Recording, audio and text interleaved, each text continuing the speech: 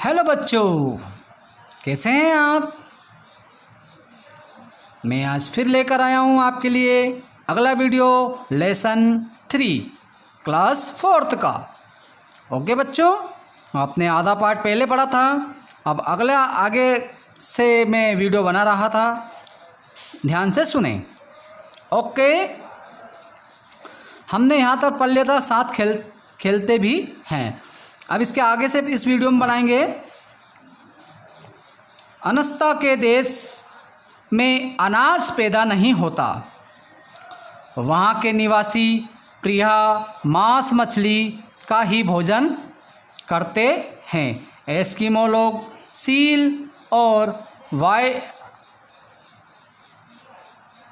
Walrus मछलियाँ तो पालते ही हैं, साथ ही वे लोमड़ी, ऊदबिलाव, रीछ आदि का भी शिकार करते हैं। अनस्ता भी अपने पिता के साथ शिकार के लिए जाता है, कुत्ते भी उसके साथ जाते हैं, वे दौड़कर शिकार पकड़ते हैं। ये लोग बिना पहियों की गाड़ी पर बैठकर शिकार करने जाते हैं।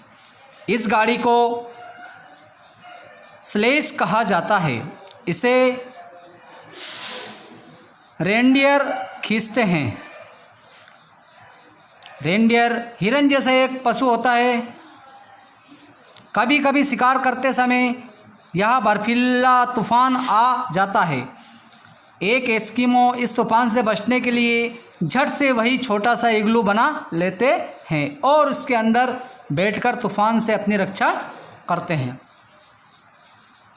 यहाँ एक और नई बात देखने को मिलती है। जैसे हम लोग गर्मियों के में बाहर निकलते समय धूप की चकाचौंध से बचने के लिए धूप का चश्मा पहनते, वैसे ही एस्किमो बर्फ़ की चकाचौंध से बचने के लिए चमड़े का बना चश्मा पहनते हैं।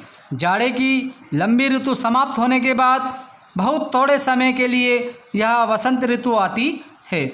इसी को गर्मी की ऋतु भी कहा जा सकता है। इस समय बर्फ़ पिघलने लगती है और मौसम सुहावना हो जाता है। वसंत ऋतु में अनस्ता और उसके परिवार के लोग खाल से बने तंबू में रहते हैं। इस ऋतु में नदियों तथा समुद्र में सील और वालरस मछलियों का शिकार करना सरल हो जाता है। अनस्ता भी अपने पिता के साथ नाव में बैठकर मछलियों का शिकार करने जाता है। विज्ञान की उन्नति के साथ एस्किमो के जीवन में भी परिवर्तन आया है।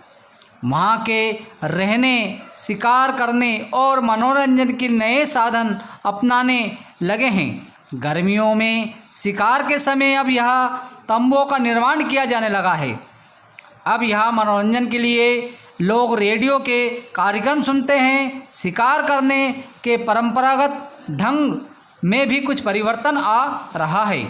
कुछ लोग अब भी डोंगी में बैठकर शिकार करने जाते हैं। वे लोग शिकार करने में बंदूक का प्रयोग करते भी दिखाई पड़ते हैं। अनस्ता का देश अत्यधिक ठंडा होते हुए भी बहुत अनोखा है।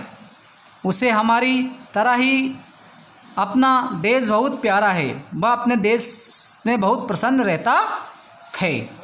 ठीक है बच्चों, अगले वीडियो में आपको इसका अभ्यास भेजूंगा। ठीक है, जब तक आप एक बार पुनः पढ़ें इस पाठ को और याद करें। ओके।